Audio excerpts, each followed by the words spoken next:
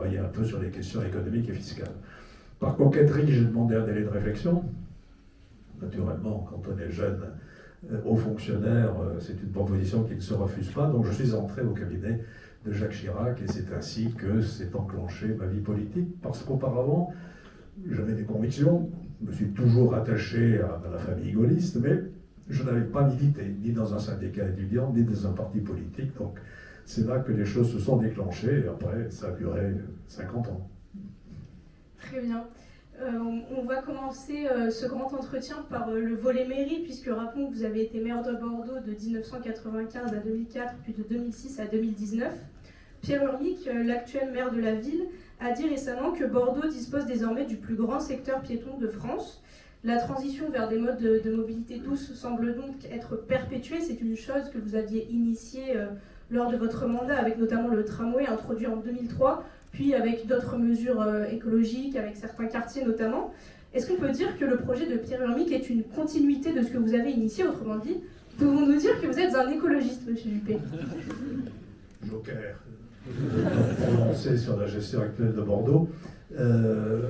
Pour répondre à votre question, enfin je reviendrai après, l'une des dernières choses que j'ai faites avant de partir, ça a été de lancer une opération que j'avais appelée Bordeaux 2050. Et j'avais souhaité convier les Bordelais à réfléchir sur l'avenir de leur ville au cours des décennies qui étaient devant nous. Ce n'était pas si facile. On a organisé vraiment toute une série d'actions pour intéresser les Bordelaises et les Bordelais. Il y avait un bus qui se déplaçait dans les communes de la métropole pour aller à la rencontre des gens. On avait évidemment un site internet, un escape game, des conférences, enfin des tas de choses qui ont permis de mobiliser plus de 10 000 personnes, ce qui est important dans une opération de ce type. Et qu'est-ce qui est ressorti de cette consultation? Deux choses.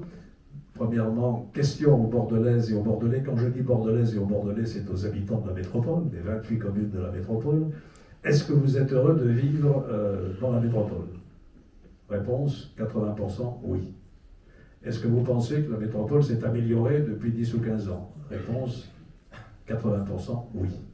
J'étais content. Et puis, qu'est-ce que vous souhaitez pour demain?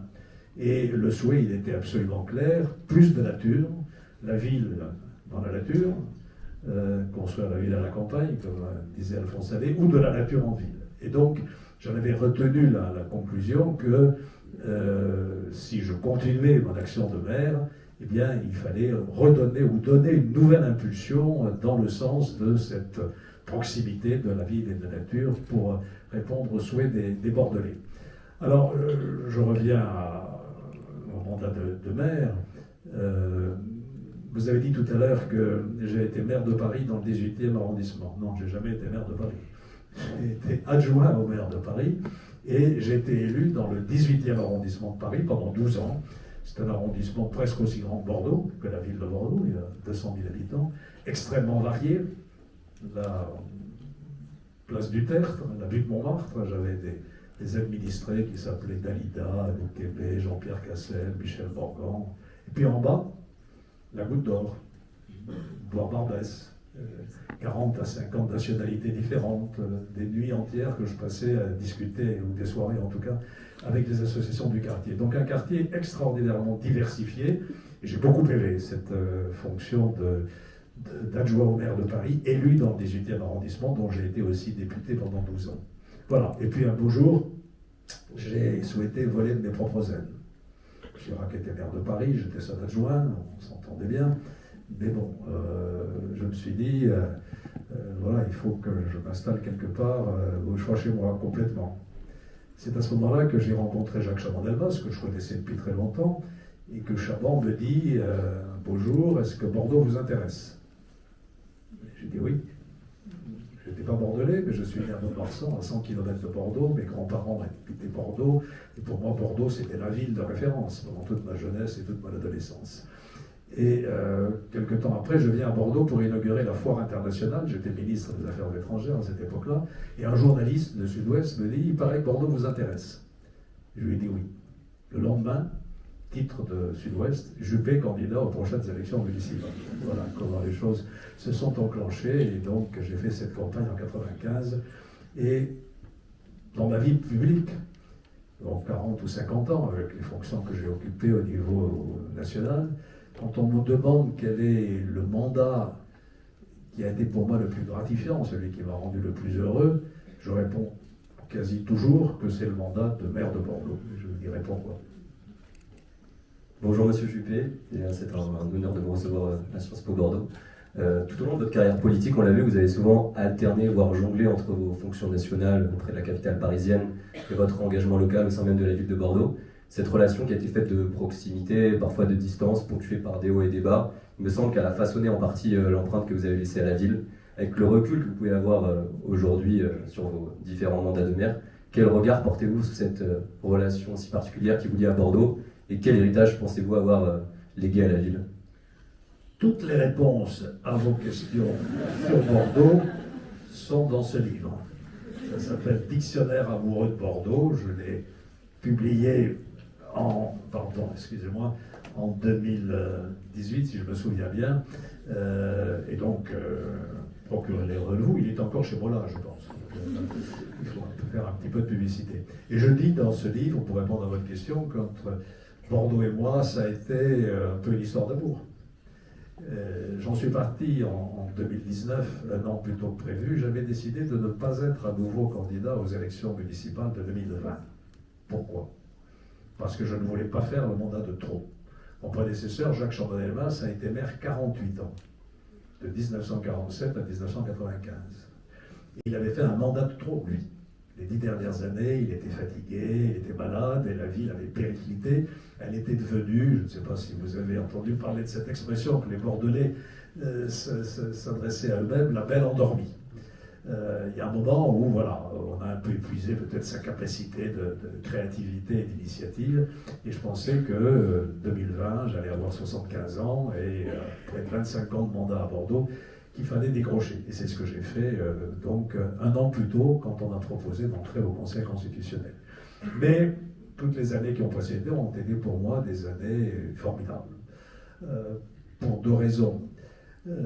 Pourquoi est-ce que les élus aiment les mandats locaux? Pourquoi est-ce qu'on fait de la politique? C'est parce qu'on a envie de servir les autres. Ça va vous surprendre quand je dis ça. Vous ne devez peut-être pas le croire. C'est comme les hommes politiques et les femmes politiques ont une réputation tellement détestable, tout le monde croit qu'ils font de la politique pour se servir eux-mêmes. Non. C'est un métier difficile, peu considéré. Les hommes et les femmes politiques ont une réputation détestable, très exigeant sur le plan de la vie personnelle, et peu gratifiant sur le plan matériel. Quand on est unique, quand on est honnête, on ne fait pas fortune en politique. Alors pourquoi est-ce qu'on fait de la politique? Parce qu'on se dit qu'on peut servir le bien commun, qu'on peut sinon changer la vie, du moins améliorer la vie de ses concitoyens en prenant un certain nombre d'initiatives. Et pour cela, le mandat de maire est particulièrement le bienvenu. Pour deux raisons. D'abord parce que quand vous êtes maire, vous êtes au milieu des gens. Moi, je faisais toutes mes campagnes électorales à Bordeaux à bicyclette, je me déplaçais beaucoup à bicyclette dans la vie. Ça facilite le contact. Quand vous êtes président de la République ou ministre, vous prenez un bain de foule, vous êtes entouré par des gardes du corps, le préfet, le sénateur, le député, etc. Quand vous êtes maire, vous avez un contact direct avec la population. Les gens ne se privent pas de vous interpeller, de s'adresser à vous, et même aujourd'hui de vous mettre un point dans la gueule, ça arrive de plus en plus souvent, hélas. Mais bon, c'est cette proximité avec les gens qui est particulièrement précieuse. Moi, j'adorais les conseils de quartier que je présidais systématiquement dans Bordeaux. Il y avait chaque fois 300 ou 400 personnes. Je commençais à parler de mes grands projets pour les 10 prochaines années. On m'écoutait, on applaudissait un petit peu, puis après je donnais la parole aux participants et les questions fusaient. Monsieur le maire, pourquoi le trou dans la chaussée que je vous ai signalé il y a 15 jours n'a toujours pas été bouché? Pourquoi le trottoir de ma rue ne sont pas plus propres, etc. Il faut aimer ça. Il faut aimer le quotidien, il faut aimer le contact, c'est la première raison. La deuxième raison qui fait que le mandat d'élu est très gratifiant, c'est qu'on voit le résultat de ce qu'on a entrepris. Vous êtes ministre, vous faites voter une loi, vous êtes viré avant que la loi n'entre en application, si elle n'est jamais appliquée. Quand vous êtes maire et que vous vous débrouillez bien, vous avez la durée. Moi, j'ai eu presque 25 ans, mais les maires des grandes villes ont toujours eu devant eux la durée. Et donc, vous voyez le résultat des initiatives que vous avez prises. Quand je suis arrivé en 1995, il n'y avait pas de mode de transport public moderne à Bordeaux. Et pour des raisons sur lesquelles on pourra revenir éventuellement, j'ai choisi de lancer un tramway. Et quand je viens aujourd'hui à Bordeaux, je vois le tramway. Il fonctionne sur un des réseaux les plus développés de France. Il fonctionne, pardon, il paraît qu'il est tombé en panne. Mais j'y reviendrai si vous le souhaitez. Il est tombé en panne le jour de l'inauguration. Donc voilà. Je ne sais pas, non, vous n'avez pas connu les quais de Bordeaux avant 1995. Il y avait une grille rouillée, il y avait un parking sur une grande partie des quais, et il y avait des hangars en ruine. Et on n'y allait pas. J'étais assez mal fané. À l'époque, je courais, et j'essayais de courir sur les quais, j'y arrivais pas. Aujourd'hui, vous savez ce que sont devenus les quais de Bordeaux, et ça a été un de mes grands projets, réconcilier la ville avec son fleuve. Bref, je ne veux pas être trop long sur le bilan de ce que j'ai fait. Je vais vous paraître immodeste, tant pis, je suis fier de ce qu'on a fait de Bordeaux. Pas moi tout seul, avec des équipes, bien sûr, mais on a vraiment transformé cette ville, qui a toujours été belle, mais qui avait périclité et qui a retrouvé aujourd'hui une attractivité très forte. Voilà pourquoi j'ai aimé ce mandat de maire, sans oublier les ponts. J'avais inauguré un avec François Hollande en 2013, l'autre il y a très peu de temps, pont Simone Veil. Et si vous pouviez revenir aujourd'hui à la mairie de Bordeaux, quelles seraient vos priorités pour la ville? Ça, je ne veux pas inquiéter Pierre Lhermitte, je ne serai pas à nouveau candidat à la mairie de Bordeaux pour les raisons que je vous ai dites, et je ne répondrai pas à votre question. Je suis sorti maintenant du jeu politique et du jeu électoral, donc c'est à mes successeurs de répondre à cette question et à proposer aux prochaines élections municipales leur projet, leur programme, leur vision de la ville dans les 10 ans qui viennent. Mais ils partent d'une bonne base. Bonjour Monsieur Juppé, merci de nous faire l'honneur de venir. Justement, vous parliez de Jacques Chaban-Delmas avant. En arrivant, vous lui succédez. Il a été maire pendant des dizaines d'années. Il est aujourd'hui maintenant une figure historique de la métropole bordelaise. Comment on arrive à s'imposer et à marquer les esprits après le passage d'un tel personnage? En étant soi-même. Je vous l'ai dit tout à l'heure, Chaban a été maire 48 ans. Il n'était pas d'origine bordelaise. Il s'était illustré dans la résistance. Il a été un homme politique très présent sous la 4e République. Il a été membre pratiquement de tous les gouvernements de la 4e République. Il a été ministre de Guy Mollet, qui était un socialiste. Il a profondément marqué la ville. Le quartier du Lac, que vous connaissez un peu, c'est Chaban. Avant, c'était un marécage. Il a fait assainir et construire, enfin aménager le lac avec tout ce qu'il y a autour. Bordeaux n'avait pas de pont à part le pont de Pierre. Pendant 2000 ans, Bordeaux n'a pas eu de pont. Premier pont, on franchissait la Garonne en Gabard. Et on n'allait pas rive droite quand on était bordelais. La rive droite, c'était la Pampa. Bon, premier pont, 1824. Napoléon envoie ses troupes en Espagne, il faut passer quelque part, il fait construire un pont. Et après, plus rien. Et c'est Chaban qui a fait construire le pont d'Aquitaine, le pont d'Arrocade, etc. Bon, je pourrais allonger la liste, ça a été un grand maire de Bordeaux, et surtout, il avait créé une sorte de lien personnel entre la population bordelaise et lui. Une de mes premières anecdotes, quand j'ai été élu maire de Bordeaux, je vais sur le marché des Capucins, et je fais la tournée des marchands des 4 saisons qui sont là. On appelle ça les charrettes, parce qu'elles vont, avec leurs charrettes, chercher des fruits et légumes au marché d'intérêt national. Et je commence à serrer les mains. Et il y en a une qui me dit « Ah, Chaban, lui, il faisait la bise. Hein. » J'ai appris à faire la bise. Voilà. Il y avait ce lien personnel et presque charnel entre Chaban et Bordeaux. Alors comment est-ce qu'on fait? Voilà, on tourne la page. Voilà, Chaban avait fait tout ce qu'il avait à faire, et moi je voulais faire franchir à la ville une étape nouvelle. Je ne sais pas si je dois m'en accuser publiquement, mais il y a une promesse que j'ai faite à Chaban que je n'ai pas tenue. Il m'avait dit, cher camarade, on s'appelait camarades parce qu'on était tous les deux inspecteurs des finances et non pas membres du Parti communiste. Voilà, cher camarade, il faudra faire un métro au Bordeaux. Il voulait un métro au Bordeaux. Il pensait que pour le standing de la ville, il fallait un métro comme dans toutes les grandes villes. Il n'était jamais arrivé à obtenir une majorité à ce qui était à l'époque la communauté urbaine de Bordeaux pour faire construire un métro pour des tas de raisons. Ça paraissait trop cher, ça n'allait pas suffisamment à la périphérie, dans les banlieues, etc. Et donc je lui avais dit, ok, on fera un métro. Je me suis très vite rendu compte que j'y arriverais pas. Et donc j'ai choisi le tramway que j'ai lancé dès 95-96. Donc voilà, je ne me suis pas totalement mis dans les pas ou dans les coups de Chabon, et j'ai essayé de proposer mon propre projet urbain qui s'articulait autour de deux idées au départ, d'autres choses qui sont venues par la suite. Première idée, doter la ville d'un système de transport en site propre, moderne, donc le tramway. Et deuxième idée, réconcilier la ville avec son fleuve. Bordeaux avait tourné le dos au fleuve, le port était parti à Bassins et un peu au Verdon, dans l'estuaire, et comme je l'ai dit tout à l'heure, les quais étaient abandonnés, rive gauche et rive droite. Et donc je me suis dit, cette ville, comme l'a dit un de ses historiens, est un don de la Garonne à la France, et donc on va réorienter, réouvrir la ville sur le fleuve, d'où les quais rive gauche et quais rive droite.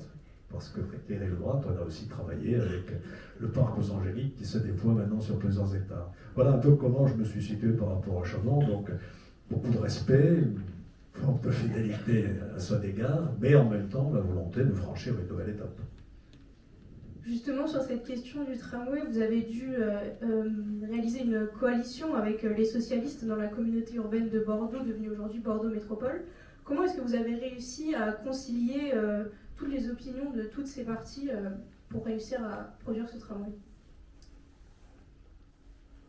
J'ai continué là, ce que Chabon avait fait pendant des années. Chabon se demandait très bien, donc je vous ai dit que Chabon était gaulliste, mais c'était un homme du centre, voire du centre-gauche. C'était plutôt un ratsoc qu'un quelqu'un de réellement à droite. Enfin bon, il appartenait au mouvement gaulliste successif. Mais il travaillait à l'étroite confiance avec le maire socialiste de Mérignac, qui s'appelait à l'époque Michel Sainte-Marie. Et ils avaient conçu un système de gouvernement dans ce qui était la CUB, la communauté urbaine de Bordeaux, qui était un partage des responsabilités. Pendant les campagnes électorales, chaque liste faisait sa campagne, naturellement. Puis une fois que la campagne était finie, la majorité et la minorité concluaient un accord, que j'appellerais accord de gouvernement, pour dire voilà ce qu'on va faire dans la mandature qui vient. Et ensuite, la gouvernance de la communauté urbaine était partagée entre la majorité et la minorité. J'ai continué. Et j'ai été pendant plusieurs années président de la communauté urbaine, puis de la métropole, et mon premier vice-président était socialiste. Pendant un mandat, la droite était minoritaire, donc je n'étais plus président, c'était un socialiste qui était président de la métropole, mais j'étais son premier vice-président. Donc on a maintenu tout cela, et une de mes formules consistait à dire, je ne sais pas ce que c'est qu'un tramway de gauche ou un tramway de droite, on va faire un tramway.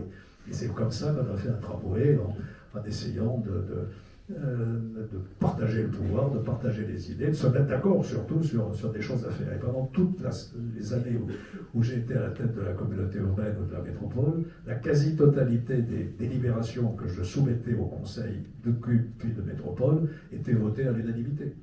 Et nous avons eu assez peu de divergences, une ou deux reprises, mais qui n'étaient pas très graves et qui ne remettaient pas en cause le système. Alors, ça me demandait aussi, et c'était parfois un peu difficile, de bien respecter un équilibre entre Bordeaux et les communes, parce qu'au-delà de l'enjeu politique, gauche-droite, etc., qui n'était pas absolument dominant, l'une des questions principales, c'était est-ce que le maire de Bordeaux, président de la communauté, n'en fait pas trop pour Bordeaux? Il fallait parfois que je justifie que les investissements de la CUB et de la métropole, par tête d'habitant, n'étaient pas plus élevés à Bordeaux qu'à Parempuire ou à Pouillac, etc. C'était un peu compliqué. Donc j'ai essayé de faire en sorte que les choses soient réparties. C'est pour ça que l'Arena, vous allez peut-être de temps en temps, n'est pas dans Bordeaux, mais est à Pouillac, non pas à Parempuire, à Florac, voilà, sur la rive droite. C'est pour ça que j'avais décidé aussi de soutenir le projet de grand centre nautique qui se trouve à Mérignac. Certains élus de ma majorité me disaient vous faites des cadeaux aux socialistes. Je dis je ne fais pas de cadeaux aux socialistes, on gère dans l'équilibre et on répartit les investissements entre les villes de droite et les villes de gauche. Voilà comment ça s'est passé. Et je dois dire que c'est une des raisons du succès que nous avons eu dans le développement non seulement de la ville de Bordeaux, mais de l'ensemble de l'agglomération. On pourra ensuite passer à des questions plus sur vos fonctions nationales. Vous en avez exercé beaucoup au cours de votre carrière. Vous avez été député, évidemment maire de Bordeaux, président de parti, ministre et sans oublier Premier ministre. En exerçant tant de fonctions, vous avez dû parfois les cumuler, notamment quand vous avez été maire et député entre 1997 et 2004. Avec plus de recul aujourd'hui et en tenant compte de votre parcours, quel regard portez-vous sur l'évolution de la question du cumul des mandats en France ?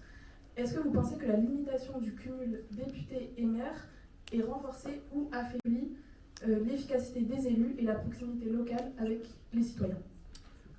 Bon, normalement, je ne devrais pas répondre à cette question, puisqu'il va y avoir une loi bientôt sur le cumul des mandats, et donc mon statut de membre du Conseil constitutionnel m'oblige à devoir de neutralité ou de réserve sur ces questions d'actualité. Je vais quand même y répondre. Alors, c'est vrai que j'ai été cumulard. Bon. En 1995, quand j'ai fait ma première campagne électorale à Bordeaux, j'étais Premier ministre, et je le suis resté. Donc, quand j'ai été élu maire de Bordeaux, j'étais en même temps Premier ministre. Aujourd'hui, ça paraît invraisemblable, mais je n'ai pas été le seul dans ce cas. Pierre Mauroy a été Premier ministre et maire de Lille, Jacques Chirac a été Premier ministre et maire de Paris, Chaban a été Premier ministre et maire de Bordeaux, donc ça se faisait à l'époque. Et puis il y a un moment où, sous la pression de l'opinion publique, on a dit c'est pas possible. Pourquoi ? Pourquoi est-ce que c'était contesté, ce cumul ? D'abord, pour une raison, on parlera peut-être, l'obsession de la transparence. Ah, ils cumulent les indemnités, ce qui n'était pas vrai. Les indemnités étaient plafonnées. Bon, peu importe, laissons ça de côté.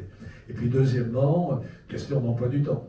Comment peut-on à la fois remplir une fonction de Premier ministre, qui est une fonction à plein temps et un peu plus, et une fonction de maire? Bon, j'y suis arrivé, et je n'ai pas été le seul. On s'organise.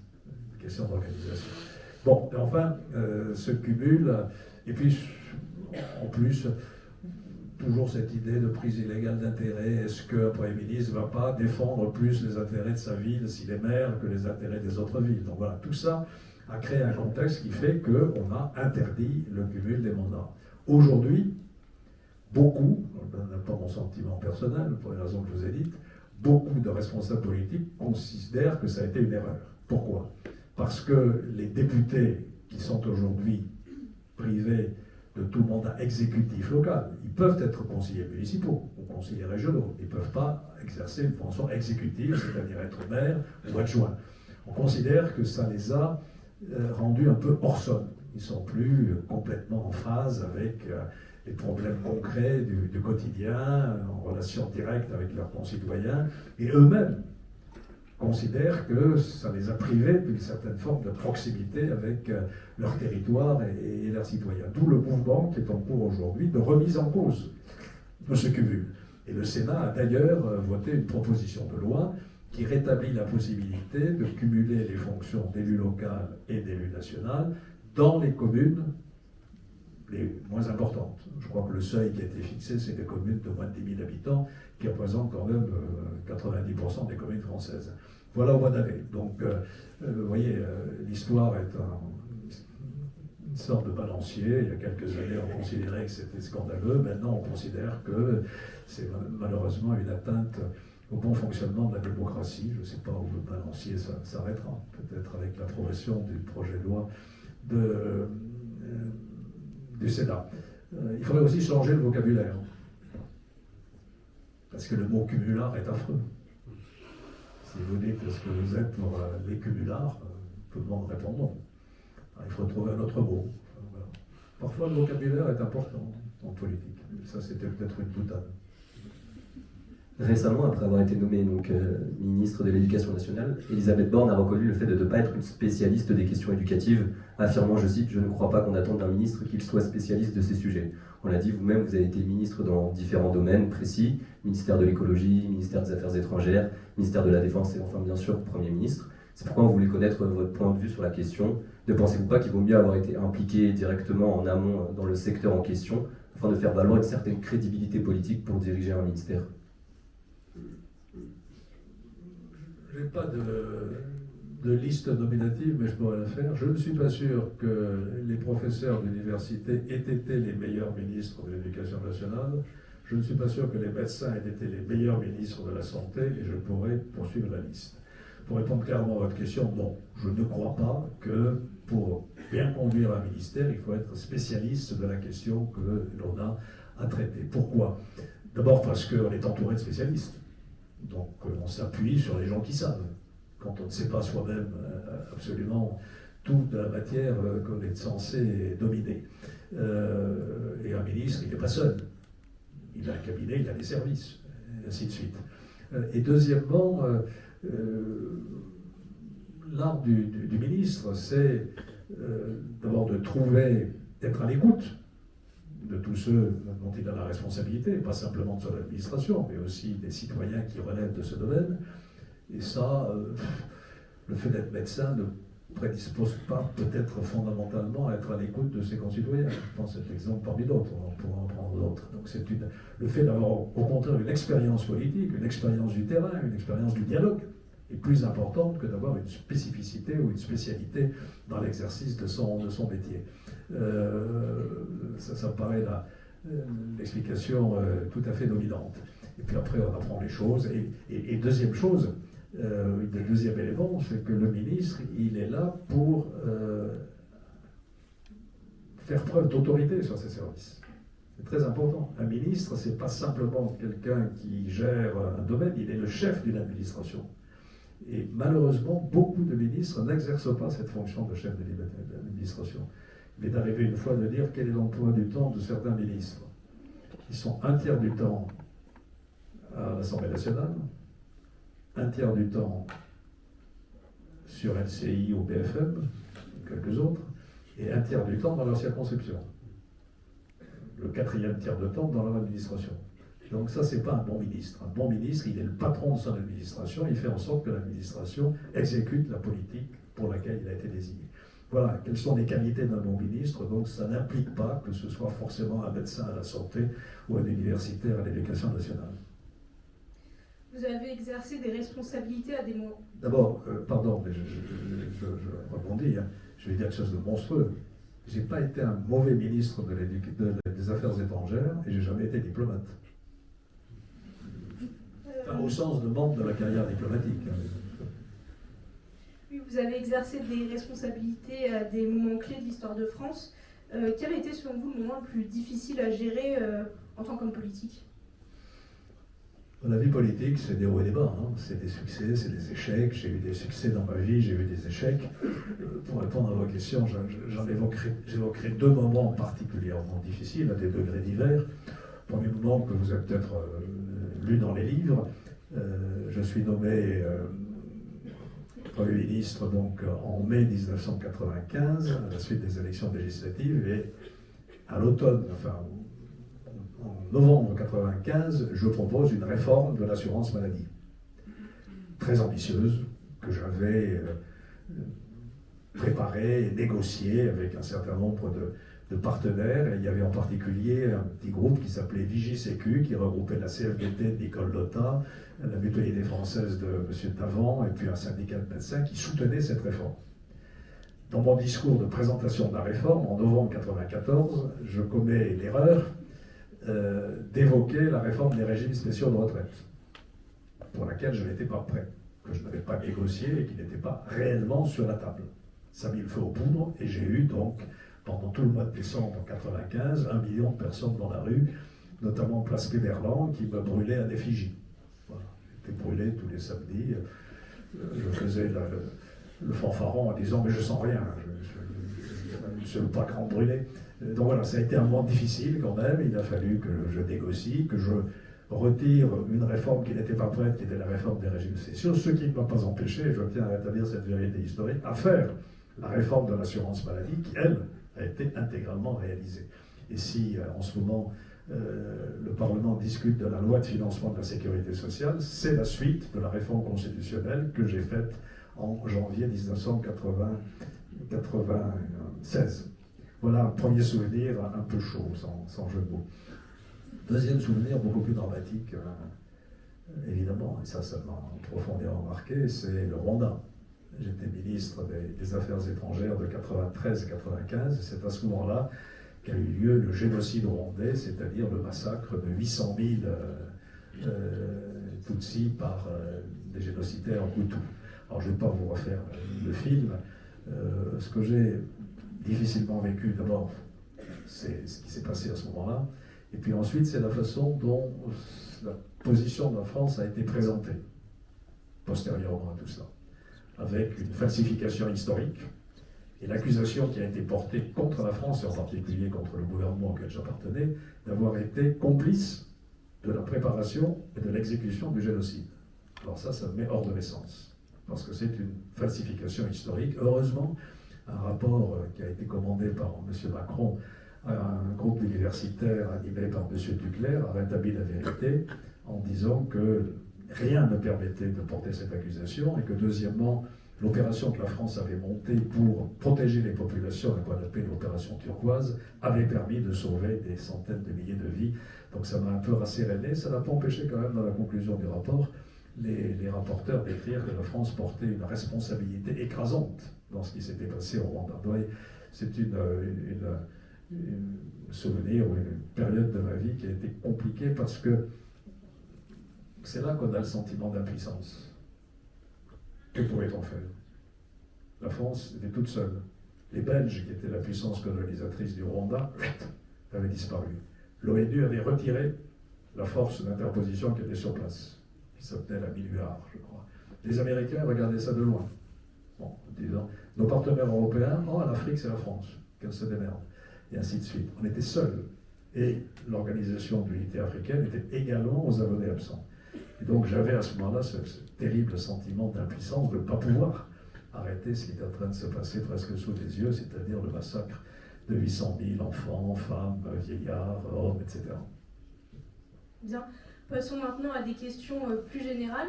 Au moment des primaires de la droite et du centre en 2016, vous êtes longtemps considéré comme le grand favori pour le poste de candidat représentant du Parti des Républicains au niveau des sondages, voire même en ballottage favorable pour le poste de président de la République.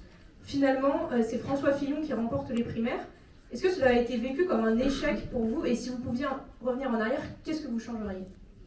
Oui, c'est un échec, oui. Je parlais d'échecs et des succès. Quand j'ai appris le résultat du premier tour de la primaire, j'étais dans un restaurant en famille, ça a été un coup de bambou sérieux sur la tête, parce que vous l'avez dit, jusqu'à 15 jours avant le premier tour de la primaire, j'étais en tête de tous les sondages très largement. C'est une leçon à tirer sur la crédibilité des sondages. Alors pourquoi est-ce que finalement j'ai perdu? Bon, on va faire trop d'introspection ici. Il y a plusieurs raisons. Je crois que la raison fondamentale, c'est que je me suis trompé un peu de campagne. Compte tenu du passé qui était le mien, que vous avez rappelé, c'est-à-dire secrétaire général du RPR, puis président du RPR, puis ensuite premier président de l'UMP, qui n'était pas le parti gaulliste, l'UMP. Ce n'était pas la contribution du parti gaulliste, c'était l'alliance entre les gaullistes, les libéraux et les centristes, les trois forces politiques qui étaient réunies dans cette formation politique dont j'ai été le premier président. Je m'étais dit, je suis bordé sur ma droite, et donc je vais ouvrir au centre pour réunir la plus large majorité possible. Manque de peau, c'est ma droite qui m'a lâché, et en particulier la droite catho la plus conservatrice, qui a mené une campagne qui n'a pas été le facteur déterminant de mon échec, parce que le facteur déterminant, c'était le choix que je viens de dire, de mon positionnement politique, et qui a mené une campagne qui m'a fait beaucoup de mal. Dans les réseaux sociaux, pendant toute cette période, comment étais-je dénommé? Ali Juppé. Un jour, je vais à Assas, faculté de droit, il y avait un amphi le plus grand de la région parisienne, paraît-il, il y avait 2 ou 3 000 étudiants qui m'attendaient, et dans la rue, il y avait une grande banderole, bienvenue au grand mufti de Bordeaux. Pourquoi? Il se trouve que j'avais de bonnes relations avec l'imam de Bordeaux qui s'appelle Tarek Obrou. Et pourquoi avais-je de bonnes relations? Parce que cet homme, pour moi, était un tenant de l'islam républicain. Il a écrit des tas de bouquins, y compris avec des prêtres catholiques, dans lesquels il explique que l'islam aujourd'hui doit se contextualiser, c'est-à-dire s'adapter au monde moderne et pas en Arabie ou à Médine du 7e siècle. Et en particulier, il écrit noir sur blanc que rien n'impose aux femmes de se voiler, que l'égalité entre les hommes et les femmes n'est pas contraire à l'enseignement du Coran, etc. Donc c'est un imam républicain, et on en a besoin. Parce que ma conviction profonde, c'est qu'on ne peut pas décréter que l'islam n'a pas sa place en France.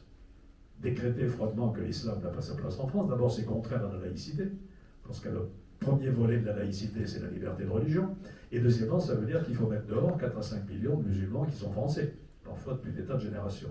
Ce qui n'a pas sa place en France, c'est l'islam radical, djihadiste, qui conteste la primauté du deuxième volet de la laïcité, c'est-à-dire la primauté de la loi républicaine sur les préceptes religieux. C'est ça la laïcité, les deux à la fois. Donc voilà, j'avais cette relation avec l'imam de Bordeaux, et c'est ça qui m'a valu le surnom d'Ali Juppé. J'ai traité ça à la rigolade en disant que c'est loufoque, et puis je me suis rendu compte qu'au moment du vote, il y a des braves gens qui se sont dit « Ah oui, on était prêt à voter Juppé, mais il paraît qu'il va se convertir à la religion musulmane, donc ça nous dérange. » Et vous voyez la perversité des réseaux sociaux. Autour de moi, il y avait des gens qui me disaient « Tu devrais réagir, parce que ça te fait du mal. » Et à un moment donné, je dis, on va finir par dire que j'ai construit une grande mosquée à Bordeaux. Qu'est-ce que c'est devenu sur les réseaux sociaux? Alain Juppé, 2 points, j'ai construit une grande mosquée à Bordeaux. Et la perversité du truc. Voilà une des raisons qui rétrospectivement m'a fait du mal, mais je crois que fondamentalement, c'était l'opposition de ma compagne, alors que François Fillon avait un positionnement beaucoup plus à droite que je ne l'étais. Vous changeriez avec le recul quelque chose ou... Ah oui, non, je n'ai aucune intention de me convertir à l'islam. On peut dire donc que vous avez eu une carrière large. Est-ce que pour vous, le Conseil constitutionnel, c'est une sorte d'aboutissement de votre carrière politique? Chronologiquement, oui. Puisque, en entrant au Conseil constitutionnel, j'ai tourné la page de la vie politique active. Mais je suis très heureux d'être dans cette institution qui est très importante dans le fonctionnement de la République. J'espère que vous avez une petite idée de ce que c'est que le Conseil constitutionnel, parce que nous citons souvent un sondage que nous avons fait faire il y a quelque temps. Est-ce que vous avez une bonne opinion du Conseil constitutionnel auprès des gens? Oui, 70%. Est-ce que vous savez ce que c'est que le Conseil constitutionnel? Non, 80%. Alors, on peut en tirer 2 conséquences, ou bien il faut vivre caché pour vivre heureux, ou bien il faut se faire connaître. Et on essaie de se faire connaître davantage pour bien expliquer quel est le rôle qui est le nôtre. Quel est ce rôle? Je ne veux pas être trop long ni trop didactique, mais à l'origine, le Conseil constitutionnel a été baptisé comme le chien de garde de l'exécutif. Ça voulait dire quoi? Il n'y a pas de Conseil constitutionnel sous la 3e et la 4e République. C'était l'innovation de la Constitution de 58. Pourquoi? Parce que le général de Gaulle, dans son obsession d'éviter le retour au régime d'assemblée, voulait une institution qui fasse respecter la séparation des pouvoirs entre le Parlement et le pouvoir exécutif. Dans la Constitution de 58, vous le savez ça sans doute, il y a un article 34 qui définit le domaine de la loi et un article 37 qui définit, à contrario, celui du règlement. Et donc le Conseil constitutionnel était là essentiellement pour vérifier que le Parlement n'empiétait pas sur les prérogatives du pouvoir exécutif. Il ne pouvait être saisi que par 4 personnes à l'origine. Le président de la République, le Premier ministre et les présidents des assemblées. Et il rendait une dizaine de décisions par an. Très peu. Nos prédécesseurs disaient qu'on s'ennuie au Conseil. Les choses ont totalement changé en plusieurs étapes. D'abord 74, Giscard fait faire une réforme constitutionnelle qui permet à 60 députés ou à 60 sénateurs de saisir le Conseil constitutionnel. Ils ne s'en privent pas. Nous allons siéger dimanche prochain pour examiner la saisine de 2 groupes parlementaires sur le budget qui vient d'être voté. Et dernière étape, alors fondamentale, qui change complètement le rôle du Conseil, 2008, réforme voulue par Nicolas Sarkozy, création de ce qu'on appelle la QPC, la question prioritaire de constitutionnalité, qui change radicalement le rôle du Conseil. Pourquoi? Parce qu'au terme de la QPC, n'importe quel justiciable, dans n'importe quel procès, devant un tribunal administratif ou un tribunal judiciaire, peut invoquer la non-conformité à la Constitution d'une loi, même ancienne, qui va lui être appliquée. Alors vous imaginez que si on était saisi systématiquement, alors on serait un peu submergé. Il y a un filtre Conseil d'État pour les tribunaux administratifs, Cour de cassation pour les tribunaux judiciaires, qui vérifie que la question n'a pas déjà été posée et surtout qu'elle est sérieuse. Et si ces conditions sont réunies, ils me les transmettent. Aujourd'hui, c'est 75% de notre activité. Nous ne rendons plus 10 décisions par an, mais 100. Donc ça a complètement changé à la fois l'activité du Conseil, mais aussi son rôle. Nous sommes devenus le garant des droits et libertés que la Constitution garantit. Puisque quand nous vérifions la conformité de la Constitution, à la Constitution d'une QPC, enfin d'une disposition qui nous est transmise par une QPC, nous vérifions si elle respecte bien les droits et libertés fondamentaux garantis par la Déclaration des droits de l'homme et du citoyen de 1789 et les textes constitutionnels. Donc vous voyez que ça a profondément changé notre mission et que, dans un contexte, alors, je ne porterai pas de jugement sur le contexte politique, mais enfin, à l'avenir, c'est un rôle qui peut peut-être être assez décisif dans la protection de vos droits et libertés fondamentaux qui pourraient être remis en cause de différentes manières. Voilà ce que c'est que le Conseil constitutionnel aujourd'hui. Donc je suis assez heureux d'y siéger. C'est une petite maison, on est 9, comme vous le savez. D'ailleurs, 3 d'entre nous vont quitter leur fonction au terme de 9 ans, puisque nous sommes nommés pour 9 ans non renouvelables, pour bien garantir notre indépendance. Donc nous n'attendons plus rien à la fin de notre mandat. Donc ce renouvellement va avoir lieu le 10 février. Donc les 3 nouveaux vont être désignés, y compris le nouveau président du Conseil constitutionnel. Et si je suis heureux aussi, c'est parce que c'est intellectuellement très stimulant. Nous avons, grâce à la QPC notamment, une énorme variété de sujets qui nous sont soumis. Pour nous faire connaître, nous allons de temps en temps dans les régions. Nous étions à Versailles, dans la Cour d'appel de Versailles, mardi dernier, je crois. On était d'ailleurs à la Cour d'appel de Bordeaux il y a quelques temps. Et là, nous tenons une audience publique de QPC qui est ouverte en général aux étudiants en droit qui viennent. Et la dernière QPC que nous avons regardée, est-ce que le fait d'interdire à des cirques itinérants d'utiliser des animaux sauvages à des fins de spectacle, qui est interdit par la loi, alors que les cirques permanents et les zoos peuvent continuer à utiliser les animaux sauvages dans les mêmes fins, est-ce que c'est une rupture de l'égalité devant la loi, qui est un des principes fondamentaux que nous défendons? Je ne vous dis pas ce qu'on va décider, puisque ce sera jeudi prochain. Tout au long de votre vie publique, Monsieur Juppé, vous avez traversé de douloureuses épreuves, que ce soit sur le plan professionnel, mais aussi sur le plan personnel. En 1998, vous perdez ainsi votre père et votre directeur de cabinet, Philippe Hilaire, met fin à un séjour, un drame qui vous marque, il me semble, profondément. Quelques années plus tard, en 2004, vous êtes confronté à la disparition de votre mère et un moment difficile qui coïncide avec votre condamnation judiciaire, qui vous pousse à vous retirer temporairement de la vie politique française et à vous exiler, il me semble, à Montréal. Ce départ, c'est d'une certaine manière, il vous a permis de prendre du recul et de vous reconnecter à une certaine réalité, en passant plus de temps avec votre famille, loin de l'agitation de la pression politique française. Et que retenez-vous de cette parenthèse québécoise? Vous êtes servi à rebondir politiquement?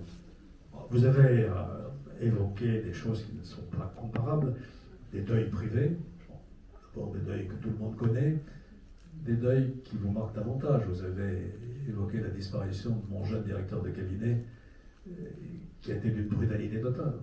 Je n'avais absolument pas senti que ce garçon, qui travaillait auprès de moi de façon très étroite, était en dépression et allait se suicider. Donc ça a été pour moi un choc.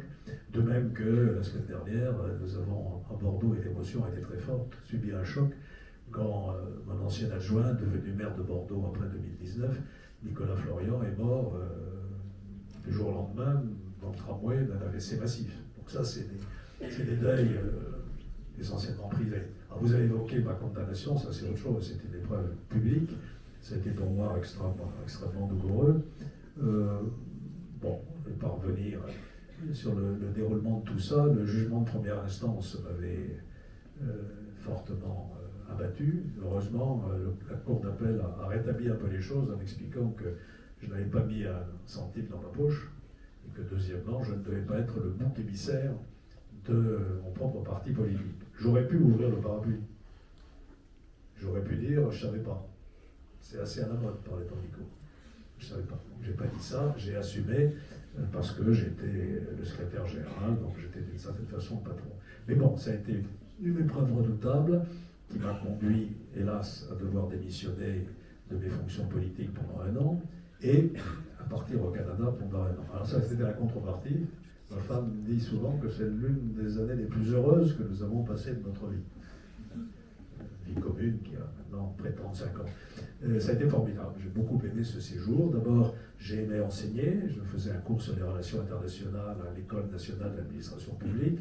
J'avais un cours à Montréal, un cours à Gatineau, qui est la ville québécoise en face d'Ottawa, et un cours à Québec. Voilà, et donc j'ai beaucoup aimé ça. Et puis j'ai aimé la vie là-bas, les gens sont simples, directs, chaleureux même par moins 25. Enfin voilà, donc, ça s'est très très bien passé. Et on a gardé des liens personnels très étroits. Je ne sais pas si je dois vous faire cette confidence, mais je vais bientôt fêter en 2025 un anniversaire. Bon, je ne dirai pas lequel, calculez, 45, 25. Et ben je vais le fêter au Québec, avec ma famille. Voilà, donc ça a été une période heureuse. Là, je vous ai laissé sec en vous racontant ça. Et enfin, plus largement, je voulais vous poser cette question-là. Pensez-vous que la question de la santé mentale, qui est très importante à l'heure actuelle, demeure un tabou dans le monde politique actuel? Non, je ne pense pas. C'est une question absolument capitale. Bien sûr. Je ne vais pas faire de considération parce que je ne suis pas très spécialiste de cette question. Je l'ai abordée en tant que maire de Bordeaux aussi. Un des problèmes que nous rencontrons avec les gens qui sont à la rue, par exemple, il y en a à Bordeaux. Je pense qu'il y en a de plus en plus d'ailleurs.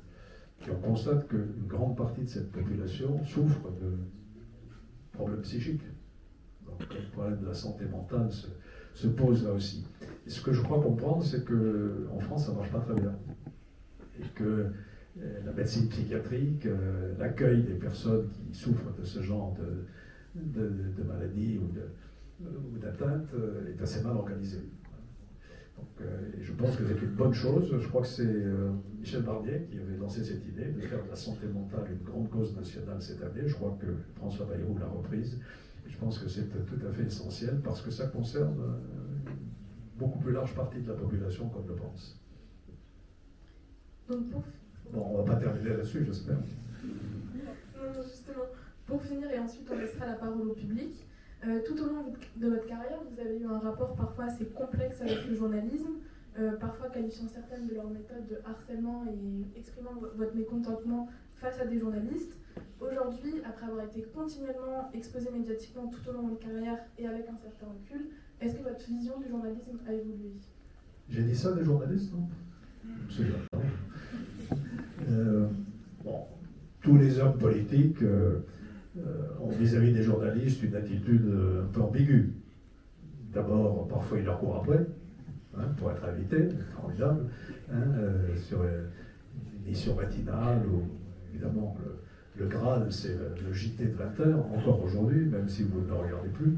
Voilà. Et en même temps, les journalistes les énervent, parce que les journalistes font leur métier, ils cherchent à pousser les hommes politiques dans leur retranchement en leur posant des questions qui les dérangent un petit peu. Donc c'est normal qu'il y ait cette relation je t'aime moi non plus entre les journalistes et les hommes politiques. Moi je respecte parfaitement le métier de journalisme, ça fait partie des libertés fondamentales, la liberté d'expression, le pluralisme, la diversité, c'est absolument essentiel dans une démocratie, à condition peut-être, vous voyez, je vais mettre un bémol, que le journaliste ne se comporte pas comme un homme politique. De temps en temps, quand j'écoute certaines interviews, j'ai le sentiment que le journaliste n'est pas là pour questionner l'homme politique ou la femme politique, mais pour exprimer ses propres convictions sur le sujet dont il parle. Et ça, je trouve que ça pose un petit problème déontologique. Enfin voilà. J'ai pour ce métier beaucoup de respect, d'autant plus que ma femme a commencé sa carrière professionnelle comme journaliste, d'abord au Matin de Paris. Personne n'est parfait. Vous connaissez l'orientation politique du Matin de Paris. C'était l'organe du Parti Socialiste à l'époque. Voilà. Après, elle est allée dans le groupe Bayard, à La Croix, qui est un très bon groupe de presse. Je vous recommande la lecture du magazine de La Croix. C'est très bien fait. C'était beaucoup d'enquêtes extrêmement sympathiques et professionnelle. Voilà, et donc elle est journaliste dans l'âme, donc je m'efforce de ne pas critiquer la profession de journaliste pour ne pas me créer de problèmes matrimoniaux. Bien, merci d'avoir répondu à nos questions. Je pense que les étudiants en ont aussi. C'est pourquoi on va vous faire passer un micro et voilà, on vous remercie de lever la main si c'est le cas. Alors, le propre des amphis, c'est que l'acoustique est très mauvaise. Donc, oui, vous avez des bons micros. Prenez un bon micro et parlez fort. Bonjour Monsieur Juppé. J'avais une question. Est-ce que vous pensez qu'il y a un risque de non-approbation dans le contexte qu'on connaît politique, non-approbation de nomination des membres du Conseil constitutionnel? Joker. Je lis la presse comme vous. Je vous rappellerai simplement la procédure. Donc, le Conseil constitutionnel, c'est 9 membres, nommés pour 9 ans et renouvelables par tiers. Donc là, les membres qui ont été nommés en 2016, c'est-à-dire Laurent Fabius et 2 de nos collègues, s'en vont et vont être remplacés. Un est nommé par le président de la République, un par le président de l'Assemblée nationale et un par le président du Sénat. Mais chacun de ces membres doit comparaître, entre guillemets, devant la commission des lois. Pour le membre nommé par le président de l'Assemblée nationale, la commission des lois de l'Assemblée, celui du Sénat, commission des lois du Sénat, et le membre nommé par le président de la République devant les 2 commissions des lois. Et les commissions des lois peuvent retoquer le candidat à une majorité des 3/5. C'est-à-dire si les 3/5 des membres disent non, la nomination ne peut pas se faire. Voilà, moi j'ai comparu devant la commission des lois de l'Assemblée nationale, il y avait 22 membres, ou 23, je ne sais plus. J'ai fait 22 voix, une abstention et un vote contre, j'ai le non. Voilà, donc je ne peux pas vous dire ce qui va se passer. D'abord, je ne sais pas, en toute honnêteté. Et ensuite, si je le savais, je ne vous le dirais pas. Bonjour Monsieur Juppé, je suis là-haut. J'ai 2 questions. La première, c'est à propos de l'annulation des élections présidentielles en Roumanie sur fond d'ingérence russe sur les réseaux sociaux, etc., et d'arrivée au second tour du candidat d'extrême droite. En cours de droit public, on s'était posé la question si le Conseil constitutionnel français, qui fonctionne peu ou prou comme la Cour constitutionnelle roumaine, pourrait prendre une décision similaire s'il y avait des soupçons similaires. Et la deuxième question, ce matin j'ai eu une épreuve de droit public, donc ça m'amusait de vous poser le sujet. Une dissertation paraphrasant la phrase de notre raciste ministre de l'Intérieur, jongleur du Puy du Fou. L'état de droit est-il intangible et sacré?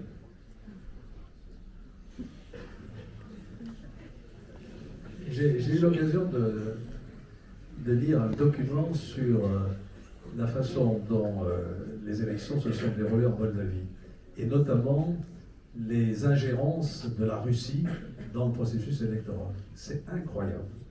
Ça a commencé bien des mois avant les élections, ça s'est poursuivi pendant les élections, ça a duré après les élections, en utilisant toutes sortes de moyens de pression, évidemment beaucoup sur les réseaux sociaux et par des cyberattaques très efficaces. Donc, je ne vais pas me prononcer sur les décisions de la Cour constitutionnelle moldave, mais je crois qu'il y avait matière. Est-ce que nous pourrions faire la même chose chez nous? Le Conseil constitutionnel, parmi ses prérogatives, je vous l'ai dit, d'abord il est juge de la constitutionnalité des lois, mais il est aussi juge des élections. Il est juge des élections parlementaires. Nous sommes en train d'examiner en ce moment des contentieux sur les dernières élections législatives de juillet de l'année dernière. Et il est aussi garant du bon déroulement de l'élection présidentielle, depuis le début jusqu'à la fin. Depuis le début, la collecte des parrainages se fait sous notre contrôle, par exemple, et nous nous assurons du bon déroulement de l'élection, y compris de l'absence de fraude, par exemple, dans les bureaux de vote. Et c'est le président du Conseil constitutionnel qui proclame le résultat des élections présidentielles. Donc, dans un cas très improbable et purement théorique, où le Conseil constitutionnel constaterait que l'élection ne s'est pas déroulée de manière conforme à la loi, ou en toute transparence, nous aurions la possibilité de remettre en cause, évidemment, l'élection. Deuxième question, état de droit, état du droit. C'est vrai que ça a alimenté la chronique, et je voulais vous rendre bien attentif que les 2 concepts diffèrent d'une voyelle, état du droit, état de droit, mais que c'était une distinction fondamentale. qu'est-ce que c'est que l'état du droit? C'est l'état avec un petit e, l'état de la législation existante. C'est les lois en cours. Voilà, ça c'est l'état du droit. Le droit et les lois et l'ensemble du système juridique. Il est évident que cet état du droit peut être modifié. Le législateur, le Parlement a toute capacité à modifier la loi. Alors, il y a un certain nombre de règles, les lois rétroactives, etc. Mais cet état du droit n'est absolument pas intangible ni sacré. L'état de droit, c'est tout à fait différent, avec un E majuscule. C'est les grands principes fondamentaux sur lesquels s'appuie notre démocratie républicaine et de liberté. Et ces principes, c'est quoi? C'est la séparation des pouvoirs et c'est la hiérarchie des normes. Séparation des pouvoirs, le pouvoir qui fait la loi n'est pas celui qui conduit la politique de la nation et n'est pas celui qui juge les litiges. Celui qui a le mieux défini la séparation des pouvoirs dans mon esprit, c'est Montesquieu. Je vous conseille sa lecture. C'est le deuxième ouvrage dont je vous conseille l'achat chez Bolla. Après mon dictionnaire, vous pouvez aussi demander le bouquin que j'ai fait sur Montesquieu le moderne il y a quelques années. Je plaisante. Donc, Montesquieu dit « Quiconque a du pouvoir est porté à abuser du pouvoir. Il faut donc que par la disposition des choses, le pouvoir arrête le pouvoir. » C'est ça, la séparation des pouvoirs. C'est absolument fondamental. Et l'autre élément, la disposition des choses, qui arrête les excès du pouvoir, c'est la hiérarchie des normes, la Constitution en haut, c'est d'une certaine manière la loi des lois, puis les lois qui doivent respecter la Constitution, et ensuite les textes réglementaires qui doivent respecter les lois. Et à chaque étage, il y a une procédure de contrôle. Le Conseil constitutionnel vérifie la conformité de la loi à la Constitution, le Conseil d'État vérifie la conformité des textes réglementaires à la loi. Je ne parle pas des traités internationaux, qui est un autre sujet. Voilà. Et donc ça, ce sont les principes de l'état de droit, et nous considérons, un certain nombre à considérer, que ces principes-là, ils sont intangibles. Et que si on les remet en cause, alors on va vers une remise en cause de la démocratie et des libertés fondamentales. Voilà un peu la distinction que nous avons opérée et à laquelle nous tenons. Alors, la loi des lois peut être modifiée, évidemment. Ça, c'est une question connexe, mais qui est aussi très sensible. Comment? Le peuple est souverain. Le peuple peut modifier la Constitution, à condition de respecter la procédure qui est prévue par la Constitution. C'est-à-dire l'article 89 de la Constitution, parce que la Constitution est un texte solennel, ce n'est pas une loi comme les autres, c'est la loi des lois. Et donc pour la modifier, il faut commencer par l'accord des deux assemblées, Sénat et Assemblée nationale, et ensuite soit un référendum, soit le Congrès à Versailles. Voilà. Et ça, nous considérons que ce sont des principes, nous considérons pas uniquement le Conseil constitutionnel, mais beaucoup de tenants de la démocratie considèrent que ce sont des principes fondamentaux. On peut tout modifier de la Constitution par l'article 89, sauf un point. L'article dit que la forme républicaine du gouvernement ne peut pas être modifiée. Vous voyez qu'il y a aussi des principes qui, eux, sont sacrés. Voilà la distinction entre les deux. Ça m'a amené un jour à avoir un petit choc devant un public comme le vôtre. Un des étudiants de Sciences Po, je ne dirais pas où, si, j'étais à Amiens, je crois, me dit « Mais comment pouvez-vous expliquer que le Conseil constitutionnel puisse passer outre une décision du Parlement, une loi du Parlement ?» C'était sur la loi sur l'immigration. J'avoue que là, j'ai eu un petit choc quand même. Je me suis dit, il faut réviser les fondamentaux, là, et notamment revenir à la définition de la séparation des pouvoirs. Bien sûr que le Conseil constitutionnel peut censurer une loi si elle ne respecte pas la loi des lois. Ça me paraît absolument évident. Étant entendu que le peuple souverain peut modifier la loi des lois et qu'à ce moment-là, le Conseil constitutionnel n'a rien à dire. Le seul responsable politique qui a violé la Constitution en toute connaissance de cause, c'est le général de Gaulle. 62, il fait voter l'élection du président de la République au suffrage universel par le biais de l'article 11 de la Constitution, qui n'est pas fait pour ça. Qu'est-ce qui s'est passé? Le référendum a eu lieu, et une fois que le référendum a eu lieu, le Conseil constitutionnel dit « Je ne peux pas annuler une loi constitutionnelle. Je ne peux pas mettre en cause une décision que le peuple souverain vient de rendre. » Voilà. Alors maintenant, simplement, nous sommes arrogés le droit de vérifier avant.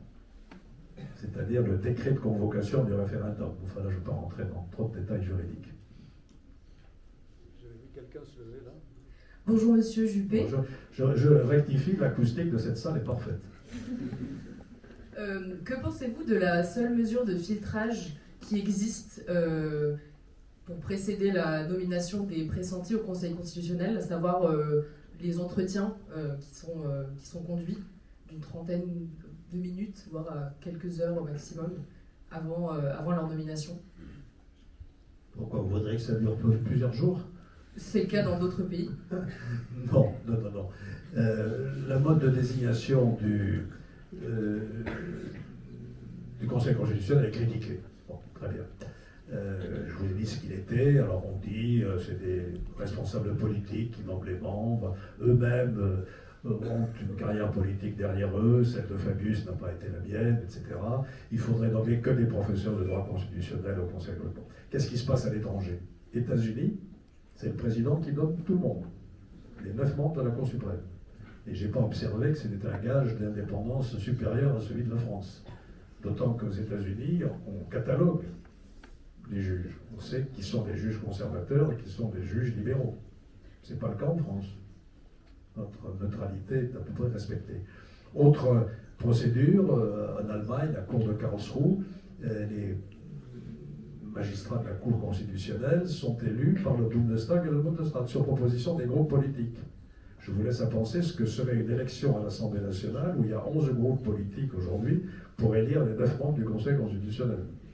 Si vous pensez que c'est un meilleur gage d'indépendance politique, je veux bien. Voilà, donc ailleurs, il y a des procédures diverses, mais je n'ai pas le souvenir que ça passe par un stage de vérification des connaissances qui dure plusieurs mois. Je ne connais pas ça. Il reste le tirage au sort. Ça a beaucoup de sympathie vis-à-vis du tirage au sort. Pour nommer des juges constitutionnels, ça me paraît une procédure un peu aventureuse. Voilà, donc je donne ma langue au chat, je ne sais pas comment on pourrait améliorer le mode de désignation des membres du Conseil. Juste une seconde réflexion là-dessus. Le Conseil est critiqué pour le mode de désignation, qui est prévu par la Constitution, c'est pas nous qui l'avons inventé, et aussi pour ses compétences juridiques. Je disais tout à l'heure que pour les professeurs de droit constitutionnel, il y en a peut-être dans la salle, il ne faudrait nommer que des professeurs de droit constitutionnel. Ce serait une grande catastrophe. Parce que dans la mission du Conseil constitutionnel, il y a aussi à juger de la façon dont la loi est élaborée. Est-ce que le Parlement respecte bien? Or, le fait d'avoir été soi-même parlementaire ou ministre donne une expérience de la chose qui est très précieuse lorsqu'on juge, en tant que juge au Conseil constitutionnel. Donc la diversité des membres du Conseil constitutionnel est, je crois, un atout considérable. Hier, nous avions une réunion au Conseil constitutionnel avec la Cour européenne des droits de l'homme. Il y avait tous les hauts magistrats français, le premier président de la Cour de cassation, le vice-président du Conseil d'État, le président du Conseil constitutionnel. Et l'un de ces éminentes personnes a dit « Mais le droit, c'est aussi du pragmatisme et du réalisme ». J'ai bien aimé cette déclaration. Il y a le droit, bien sûr. Il faut souvent interpréter la loi. Nous passons notre temps à interpréter la loi. Je prends un exemple. Le Covid. Les lois qui ont prévu le confinement portent atteinte à des libertés fondamentales. Quand vous êtes confiné, votre liberté d'aller et de venir est atteinte. Et la liberté d'aller et de venir est une liberté fondamentale. La liberté d'entreprendre est violée quand on impose aux commerçants de fermer leur boutique. Donc, atteinte à 2 libertés fondamentales. De l'autre côté, il y a des exigences constitutionnelles qui sont également très importantes. Protection de la santé publique, protection de l'ordre public. Comment on concilie les deux? Et donc le rôle du Conseil constitutionnel, très souvent, est de chercher la proportionnalité entre les atteintes à certains droits fondamentaux et la prise en compte de certaines exigences constitutionnelles qui sont aussi respectables. Vous voyez, le droit, c'est pas voilà, écrit noir sur blanc, et puis on pourrait demander si bientôt l'IA pourra faire le boulot. Enfin, c'est la phase ultime. D'où l'importance d'avoir une certaine diversité. J'ajoute enfin un dernier mot. Quand j'entends dire qu'il n'y a pas de juriste au Conseil constitutionnel, dans la composition actuelle, je ne sais pas ce qu'elle sera dans 15 jours, il y a 3 membres qui viennent du Conseil d'État. Je ne pense pas qu'on puisse dire que ce n'est pas des juristes. Il y en a 2 qui ont été avocats pendant 20 ans de leur vie. Je crois savoir que les avocats sont des auxiliaires de justice et qui connaissent un peu le droit. Il y en a une qui a été procureur général dans une cour d'appel, une juriste. Ça fait quand même 6 sur 9. Et pardon, dans mon modeste cas personnel, j'ai fait l'ENA, j'ai été inspecteur des finances, j'ai fait un peu de droit public et j'ai fait un peu de droit fiscal. Donc je ne suis pas complètement incompétent dans tous ces domaines. Voilà, au total, on peut toujours réformer le Conseil constitutionnel, on peut toujours inventer quelque chose. Moi, je pense que ça ne se passe pas si mal que ça. Un peu d'autosatisfaction, excusez-moi. Bonjour Monsieur Juppé, j'ai une question assez classique. Oui, je suis ici. Je voulais savoir si vous pouvez revenir un petit peu sur votre parcours en tant que ministre de la Défense et ce que ce rôle vous a apporté pour vos autres mandats et votre carrière politique. Là, je serai très modeste, je l'ai été 3 mois. En 2007, Sarkozy était élu président de la République et je l'avais soutenu dans sa campagne, puisque moi je ne pouvais pas me présenter. J'étais encore sous le coup de ma condamnation, donc je n'étais pas en situation, et Sarkozy était le candidat évident de la droite et du centre, donc je l'ai soutenu. Il me propose d'entrer au gouvernement. J'accepte et il me fait une proposition que je ne pouvais pas refuser, ministre d'État avec un ministère du développement durable dans lequel il y avait l'écologie, les transports, le logement et encore quelques autres compétences. Un gigantesque ministère. J'y vais, mon directeur de cabinet portait un nom connu d'ailleurs, enfin qui est devenu connu depuis, il s'appelait Édouard Philippe, et on lance le Grenelle de l'environnement. Il y a des élections législatives, patatras, je suis battu, ici à Bordeaux. J'avais fait 43% au premier tour et je fais 49% au deuxième. Et donc je m'étais engagé, si j'étais battu, à ne pas rester au gouvernement. Et c'est la raison pour laquelle j'ai été le moins durable des ministres du développement durable. Ça a duré 2 mois. Après, bon, je me retire sur les terres à Bordeaux et en 2010, Sarkozy revient à la charge en disant « je souhaite que tu rentres au gouvernement ». Il propose de revenir au Quai d'Orsay. Je me suis dit « au Quai d'Orsay, avec Sarko comme président de la République, je ne vais pas avoir une grande marge de manœuvre. Je vais l'avoir sur le poil matin, midi et soir. » Donc je lui dis non, je préférais aller à la Défense parce que là je pense que je serais un peu plus autonome. Et donc j'ai été au ministère de la Défense pendant quelques mois avant de revenir au Quai d'Orsay au début de 2011 quand Michel Alliot-Marie a quitté les Affaires étrangères. J'ai beaucoup aimé ce ministère. Beaucoup aimé parce que d'abord les gens qui y travaillent sont des gens de grande qualité et qui méritent le respect. Ce sont des militaires. Les militaires, c'est quand même quelqu'un, fondamentalement, qui prend le risque de sacrifier sa vie pour la défense de la nation. Alors vous allez me dire que dans les bureaux du ministère, c'est pas le cas tous les jours, mais enfin, c'est quand même ça, leur mission fondamentale. Donc ça leur donne une certaine hauteur de vue, donc j'ai beaucoup aimé de travailler avec eux, et puis ensuite, les enjeux étaient évidemment considérables, puisqu'il s'agissait de la sécurité et de la défense de la France. J'y serais bien resté un petit peu plus, parce qu'il y avait des tas de choses à faire.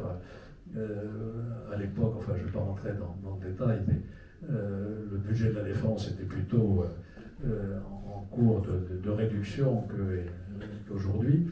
Donc il y avait des réformes fondamentales à engager, mais bon, je suis revenu au Quai d'Orsay aussi avec beaucoup de satisfaction pendant une deuxième période qui a été riche aussi en événements. Je pense en particulier à l'intervention en Libye. Voilà.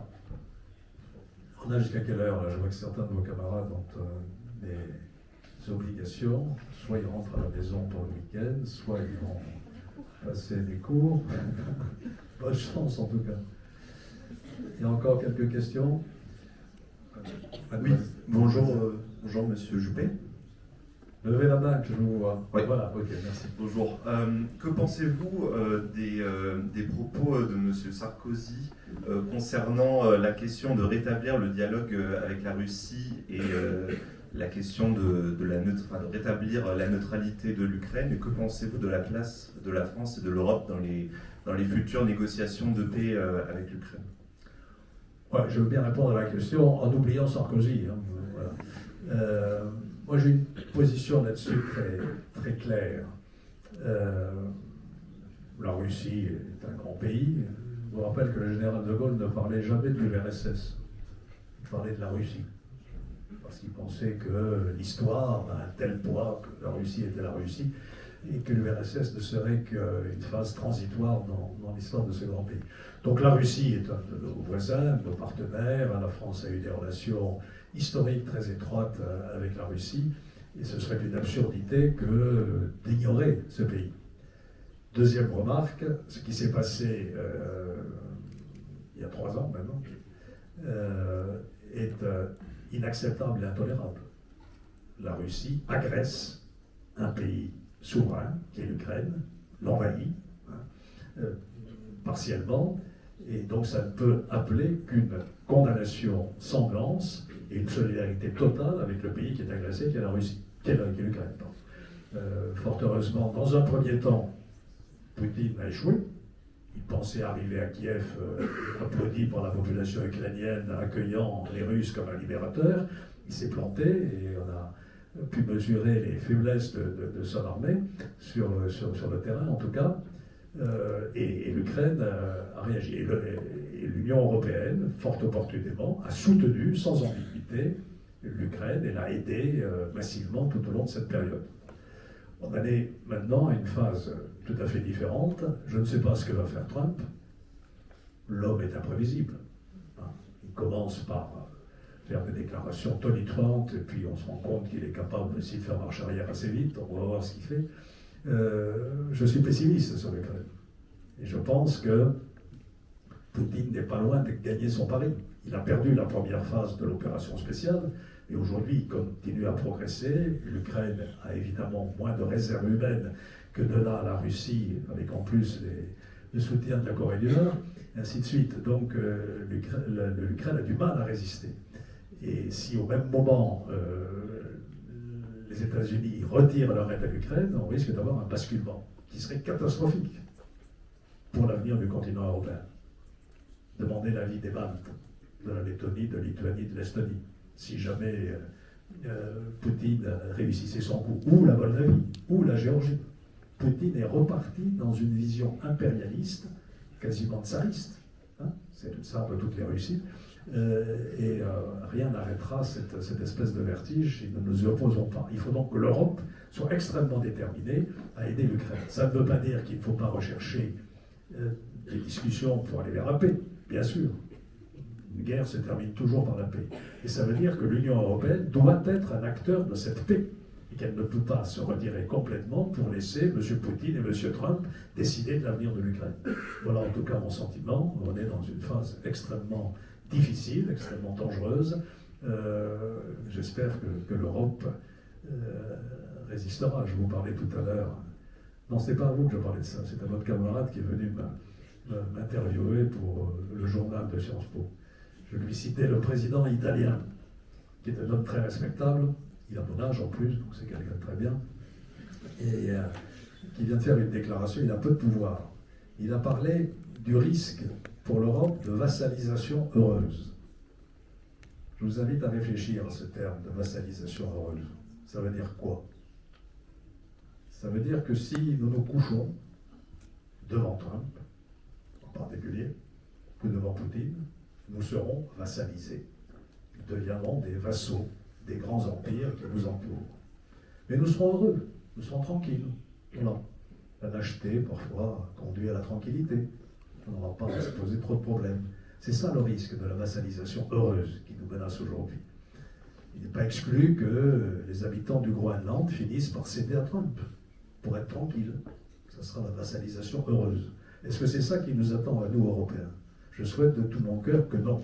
Je souhaite que l'Europe s'affirme aujourd'hui non pas comme une puissance agressive, mais comme une puissance capable d'assurer sa propre défense et sa propre sécurité sans s'en remettre au parapluie d'un pays dont, après tout, aujourd'hui, auquel on ne peut pas faire résolument confiance. Voilà pourquoi l'Europe est aujourd'hui à la croisée des chemins, et c'est votre avenir qui est en cause. Ah, il y a plein de mains. On va revenir un peu devant, peut-être.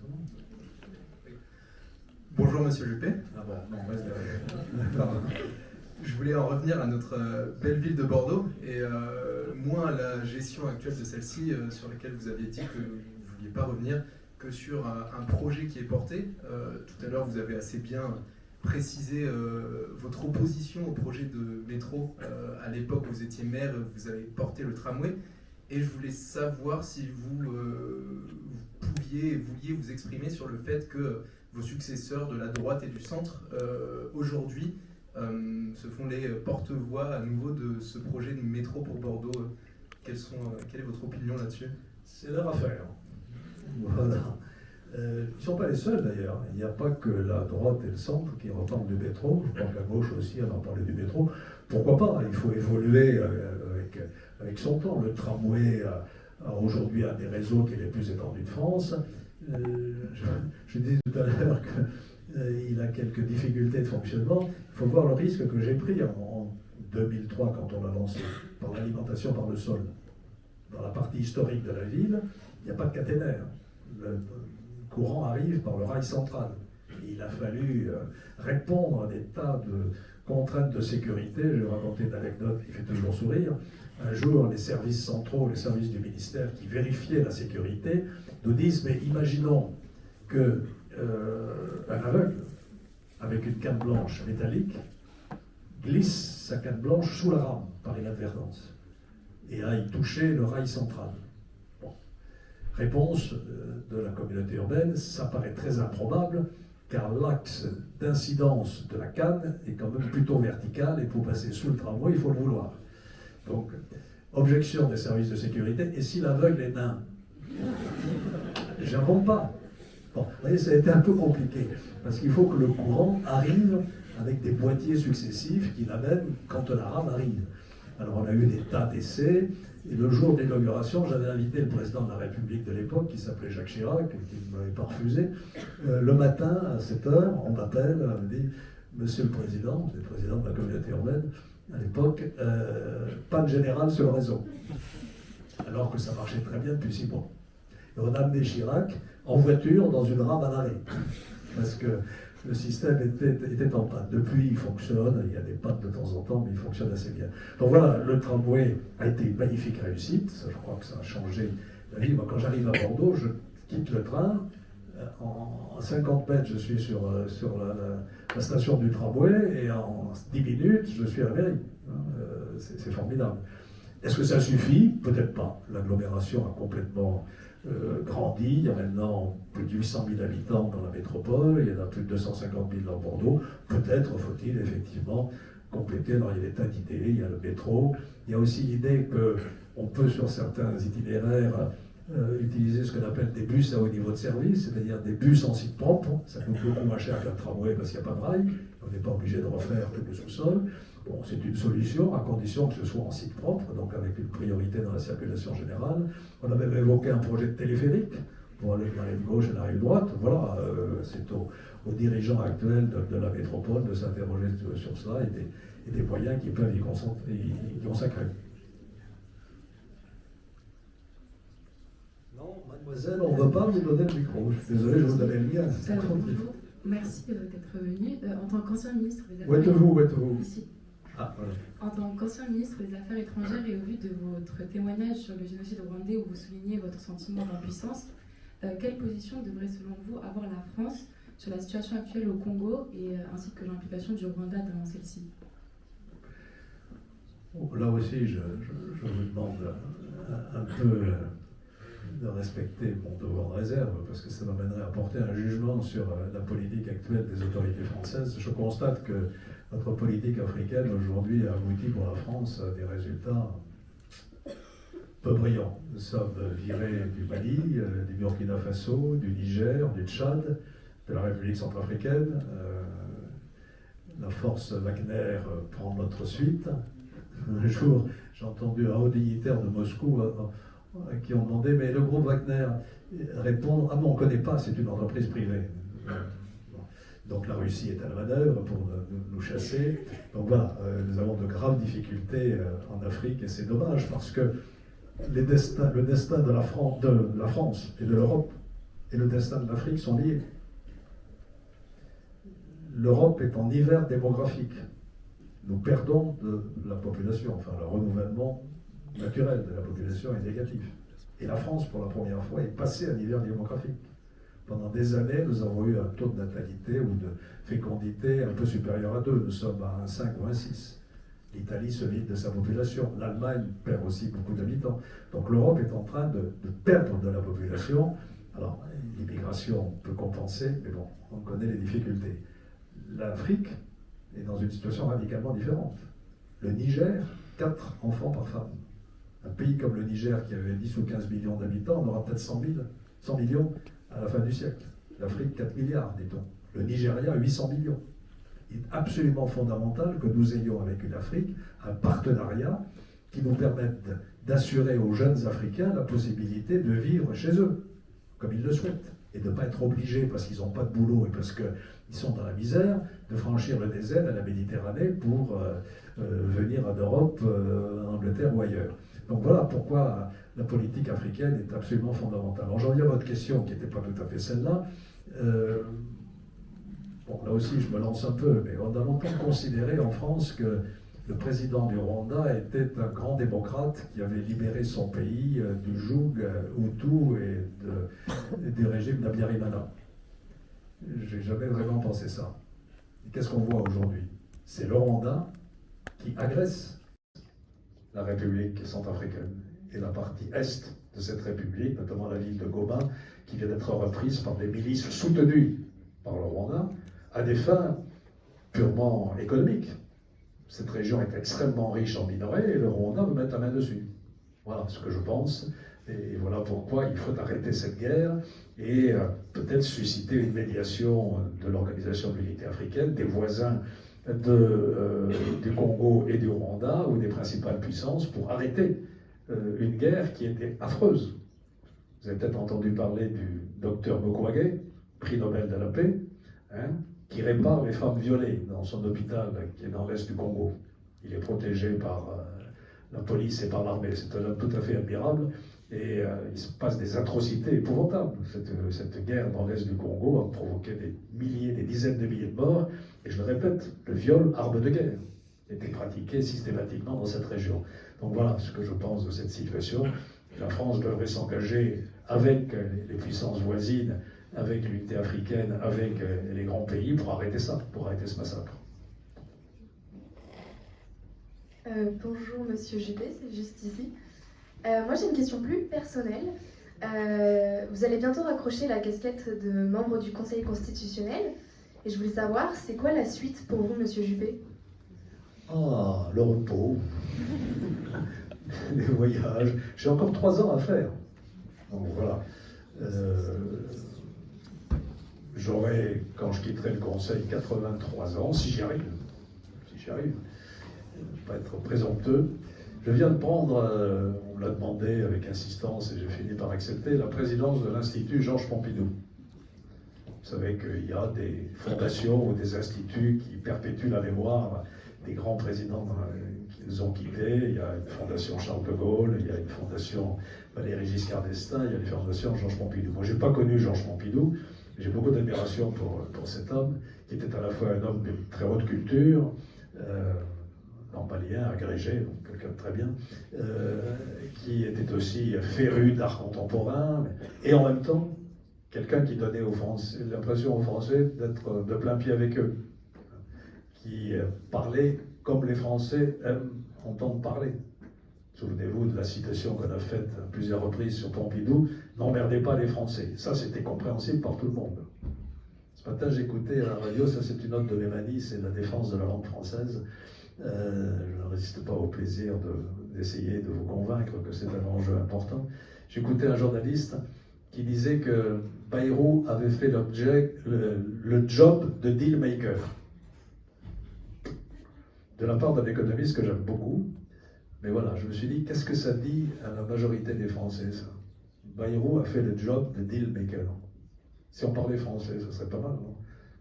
Pompidou, il parlait français. Pompidou, il avait un langage compréhensible par tout le monde. Voilà. Je dirais que c'était la nuit des temps, mais enfin, il n'y avait pas de raison. Donc voilà, j'ai accepté de prendre cette fonction, et pour répondre à votre question, peut-être qu'en quittant le Conseil constitutionnel, je serai toujours président de l'Institut Georges Pompidou, et donc j'organiserai des colloques à la mémoire de Georges Pompidou. Ça n'a pas l'air de vous passionner. Relisez quand même le Nœud gordien. le De Gordien, qui est un des rares... Pompidou, il a fait une anthologie de la poésie française, qui est très belle. Puis il n'a pas beaucoup écrit, il a écrit un livre qui s'appelle Le De Gordien, et dans lequel il a une vision assez visionnaire. Il dit à un moment donné, mais peut-être que le fascisme n'est pas si loin de nous. Il écrit en 1974, c'est toujours l'URSS. Il parle du danger communiste, mais en disant le danger fasciste est peut-être plus important que nous. Peut-être qu'un jour, la France se donnera. Le De Gordien, vous savez, je ne sais pas si vous connaissez cette histoire, ça se passe en Phrygie, dans l'Antiquité, le roi Midas, il y a un arbre qui est entouré par les racines d'une plante, et on n'arrive pas à arracher les racines, et Alexandre qui arrive là, le grand conquérant, sort l'épée et coupe le De Gordien. Et Pompidou doute peut-être que si nous n'arrivons pas à restaurer une société à la fois d'autorité et de liberté, un jour nous aurons besoin de quelqu'un qui dégaine le sabre et qui tranche le De Gordien. C'est assez prémonitoire sur les évolutions qu'on constate aujourd'hui un peu en Europe. Allez, on avance. Vous allez m'épuiser, vous savez combien de temps que je parle. Bonjour Monsieur Juppé. Ma question en comporte deux. J'aurais voulu connaître votre sentiment sur les attaques récurrentes que connaît le Conseil constitutionnel. Je pense notamment au propos d'un député RN qui a dit qu'il fallait mettre au pas le Conseil constitutionnel une fois que le parti sera arrivé au pouvoir. Et cette question en amène une deuxième. Est-ce que vous pensez, et comment faudrait-il le faire, qu'il faudrait réformer le Conseil en lui donnant plus de pouvoir sur le modèle peut-être de la Cour constitutionnelle fédérale allemande? Oui, sur la deuxième question, nous sommes en fait devenus aujourd'hui une Cour constitutionnelle. Au début, nous ne l'étions pas.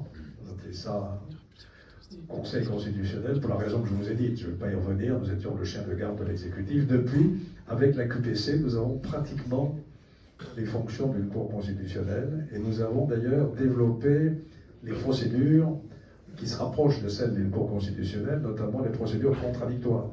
Dans la QPC, nous écoutons les avocats des partis qui viennent plaider devant nous avant de prendre une décision, et même aujourd'hui, dans la saisine directe des parlementaires, nous avons développé aussi le contradictoire, nous avons accepté de recevoir les députés.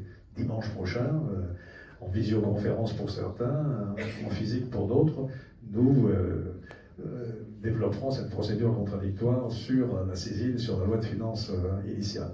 Et donc voilà, nous sommes aujourd'hui, je crois, devenus une Cour constitutionnelle. Alors les attaques, est-ce qu'il faut changer le nom du Conseil? On n'est pas demandeur. Donc, voilà. Les attaques contre le Conseil, bon, évidemment, tous les régimes autoritaires commencent par s'attaquer à la Cour constitutionnelle.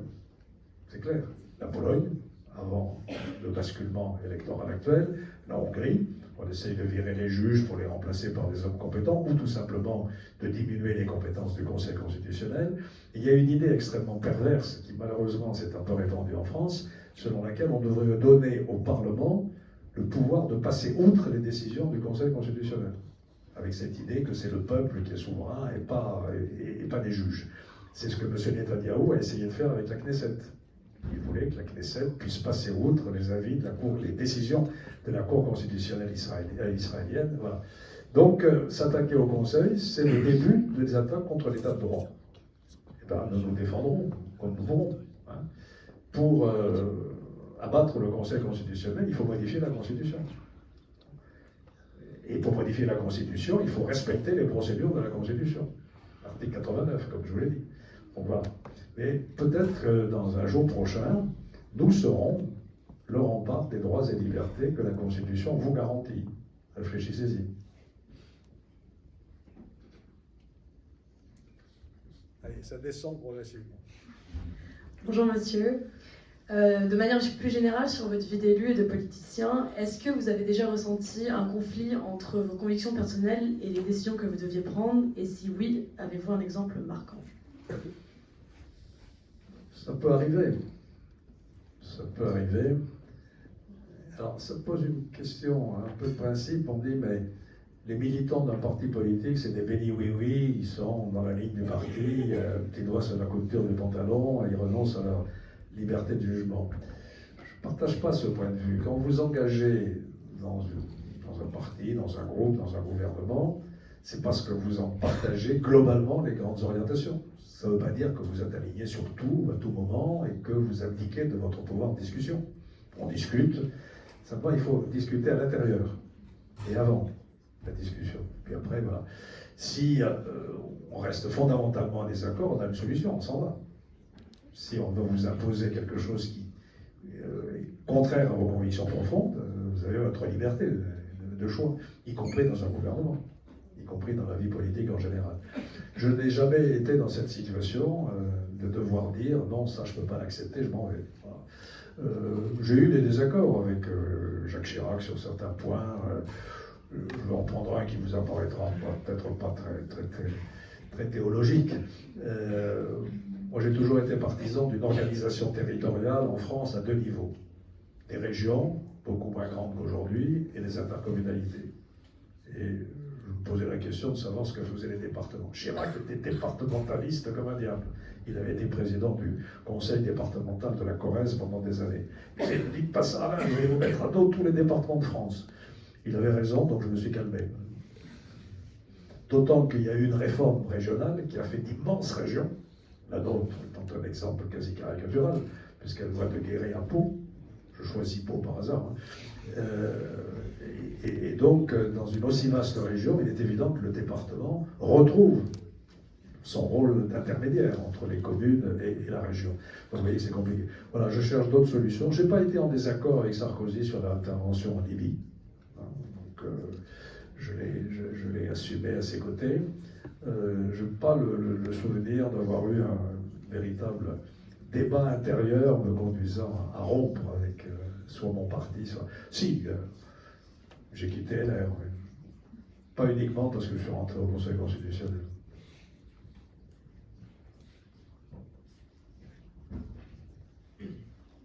Bonjour Monsieur Juppé, justement, vu que vous avez critiqué, vous êtes parti des LR, qu'est-ce que vous en pensez actuellement de la situation de la droite française? Est-ce que c'est totalement sa mort politique ou est-ce qu'elle peut se réinventer? Je n'en pense rien devant vous. Dans mon fort intérieur, on pense beaucoup. Mais comme je vous l'ai dit, j'ai prêté serment devant le président de la République de neutralité politique et donc en tant que membre du Conseil, je ne peux pas être adhérent d'un parti politique ni exprimer des points de vue politiques. Donc je ne vous dirai pas ce que je pense de LR, je me fie à votre jugement personnel. Bonjour Monsieur Juppé. Alors, je suis un peu embêté parce que je comptais vous poser une question sur l'avenir de la droite également, mais j'avais quand même une autre question à vous poser sur l'élection présidentielle de 2017. On a déjà parlé donc de la primaire de la droite, que vous aviez terminé en deuxième position, donc derrière François Fillon. Alors l'histoire aurait pu s'arrêter là, mais l'affaire Fillon est venue... Pour moi, elle s'est arrêtée. Alors elle aurait pu être différente, dans le sens où il y a eu cette petite musique au sein des Républicains à partir du moment où l'affaire Fillon a pris de l'ampleur, d'un possible remplacement de la candidature de François Fillon par votre candidature. Est-ce que rétrospectivement, vous n'avez pas une forme de regret de ne pas avoir davantage cherché à forcer la main, chercher à renverser la table et à imposer votre candidature sur celle de François Fillon? Non, je n'ai pas de regret. J'ai perdu la primaire de façon très claire, très brutale. Et je me suis, comme je m'y étais engagé, rallié à la candidature de François Fillon et je l'ai soutenu jusqu'au bout, y compris. La veille de la grande réunion du Trocadéro qui a eu lieu en mars de quelle année? 2017, mars 2017, donc quelques temps avant l'élection présidentielle, je crois que c'était le 5 ou le 6 mars, je reçois une quantité d'appels considérable de mes amis en me disant « Alain, il faut y aller. Fillon est cuit, donc il faut que tu le remplaces, et tu es le mieux à même de le faire. » Parmi ces appels, il y avait des personnalités éminentes. Je l'ai écrit, donc je peux le dire. Gérard Larcher, le président du Sénat, Nicolas Sarkozy, qui le samedi me dit « Fillon est cuit, il faut qu'on aille lui dire tous les deux. » Et il ne m'a pas dit « C'est à toi de prendre la place. » Peut-être qu'il y pensait pour lui, j'en sais rien. Bon, moi je fais l'histoire brève, j'avais la conviction à ce moment-là que c'était trop tard. Il y avait trop de divisions dans le parti à la suite de la primaire, Bon, la candidature de Fillon s'était installée, on était à quelques semaines de l'élection, et j'étais absolument convaincu de ne pas pouvoir rassembler la droite et le centre à ce moment-là, qui s'était fracturé. Bon.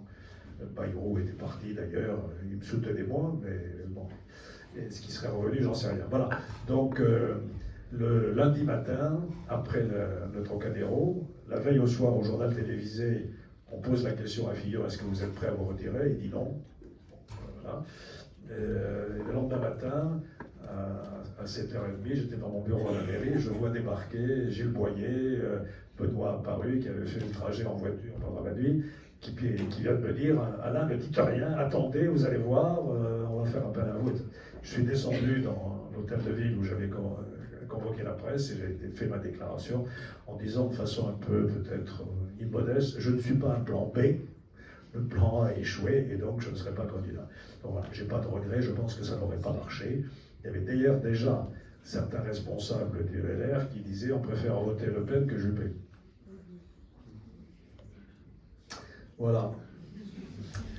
Non, moi, ce qui m'a cassé dans ma vie politique, c'est mon procès et ma condamnation. Si je n'avais pas été condamné en 2004, il est probable, si je n'étais pas parti au Québec, il est probable que j'aurais pu être candidat en 2007. C'était mon moment. Et là, j'aurais eu le soutien de Jacques Chirac, qui sortait de charge. Mais enfin, on ne refait pas l'histoire. Comme ça. Et je vous rassure, je ne rumine pas ça en moi-même. Je n'ai aucun regret. Bon, je me suis battu, je n'ai pas gagné, c'est ainsi. Ça me laisse paisible. Allez, on va arriver dans les premiers rangs. Oui. Non, où? Ici. Juste ici. Ah oui. Alors en 2020, Pierre Armic est arrivé en tête des municipales et donc devenu maire de Bordeaux en mettant fin à presque 75 ans de la droite à la mairie de Bordeaux. C'était un peu une surprise, on ne s'attendait pas à ce que ce soit Pierre Armic qui réussisse à opérer ce basculement. Vous l'avez connu dans l'opposition pendant tout le long de votre mandat en tant que maire. Donc voilà cette double question. Qu'est-ce qui, pour vous, a fait que Pierre Armic a réussi à faire ce basculement? Et est-ce que vous avez senti peut-être ce changement qui s'opérait au sein de la ville de Bordeaux? Bon, je connais bien Pierre Armic, comme vous l'avez rappelé, il a été dans mon opposition pendant presque 25 ans. Je lui ai même dit un jour, vous m'avez emmerdé une fois par mois pendant 25 ans. Il était assez virulent. Bon, je ne vais pas porter de jugement sur sa personne. Aujourd'hui, on a rétabli de bonnes relations entre nous, cher Alain, cher Pierre, tout va bien. Il est maire de Bordeaux, il a gagné, je respecte parfaitement sa fonction. C'est un homme qui a des qualités, il est avocat, il sait parler, il parle beaucoup. Je lui disais toujours, vous parlez trop, pourquoi répéter 2 fois la même chose? Enfin bon, il est un fan de Jacques Ellul, le philosophe qui prémonitoirement expliquait qu'il fallait mettre la technique au service de l'homme, et pas l'inverse. Donc c'est un peu ce qui se passe aujourd'hui avec le numérique. Voilà. Pourquoi est-ce qu'il a gagné? Je ne vais pas revenir sur le passé. Il faut se remettre dans le contexte de l'époque. Hein, il y a une vague verte en 2000, décidément, j'ai du mal avec les dates, en 2020, aux élections municipales. Deuxièmement, 62% d'abstention. Ça relativise le résultat des élections. Et troisièmement, une division à droite, où avant le premier tour, on a 2 listes qui ne disent pas du bien l'une de l'autre, et qui, alors qu'il s'écoule 1 mois entre le premier et le deuxième tour, pour des raisons de Covid, vous vous souvenez, attendent la veille du deuxième tour pour finir par se réconcilier. Et les électeurs se disent, qu'est-ce que c'est que ça? Ils s'engueulent pendant des mois, et la veille du scrutin, ils nous disent qu'ils s'aiment.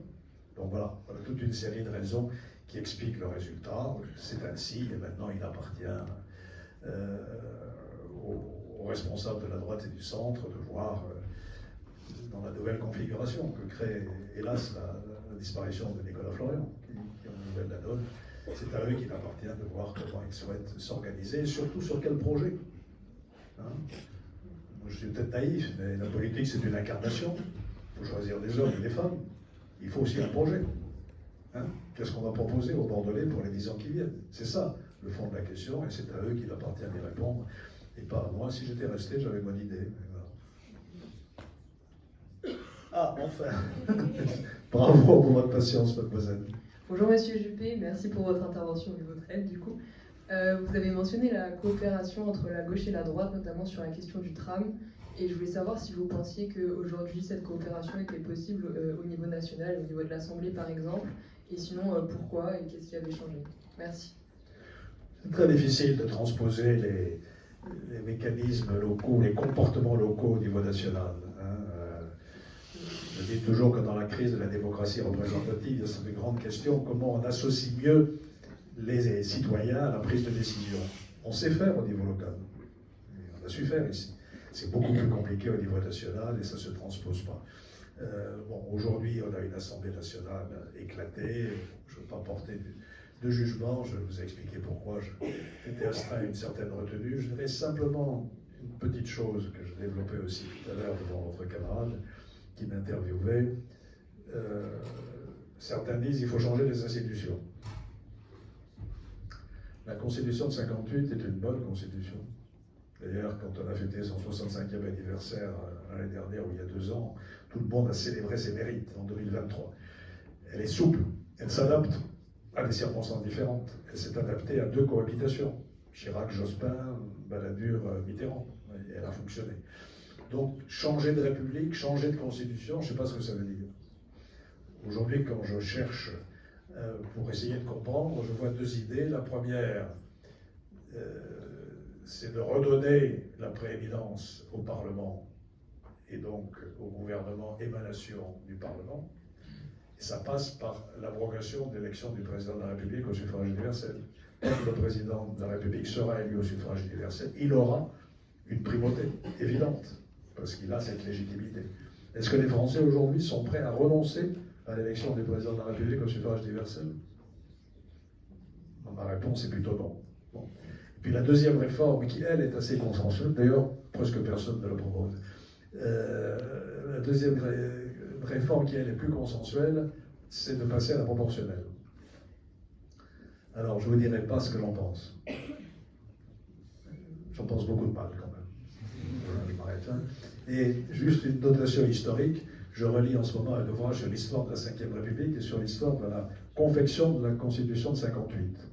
L'obsession du général, j'en ai parlé un peu tout à l'heure aussi, c'était de rompre avec le régime d'assemblée.